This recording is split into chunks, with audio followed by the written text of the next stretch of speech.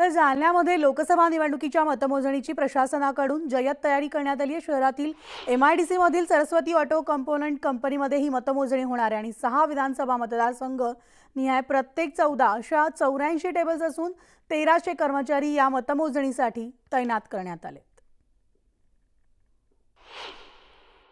देशभरात उद्या लोकसभा निवडणुकीच्या मतमोजणीला सुरुवात होणार आहे आणि त्याचबरोबर जालना लोकसभा मतदारसंघाच्या निवडणुकीच्या मतमोजणीलाही सकाळी 8 वाजल्यापासून सुरुवात होणार आहे। आपण जर बघितलं तर मी सध्या च्या मतमोजणी केंद्रामध्ये आहे आणि आपण जर बघितलं तर या ठिकाणी प्रशासनाकडून जय्यत तयारी जी आहे ती या ठिकाणी करण्यात आलेली आहे।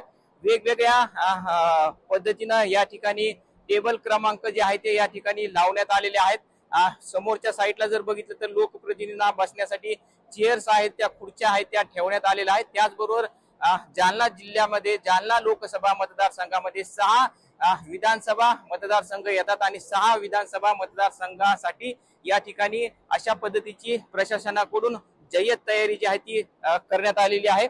आपण जर बघितलं तर या ठिकाणी या मोठ्या हॉलमध्ये या सगळ्या मतमोजणीसाठीची ही सगळी व्यवस्था जी आहे ती या ठिकाणी करण्यात आलेली आहे।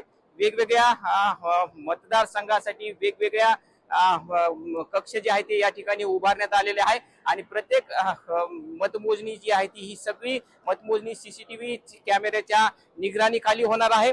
चोख बंदोबस्त जो आहे तो या ठिकाणी पोलिसांकडून सुद्धा करण्यात आलेला आहे।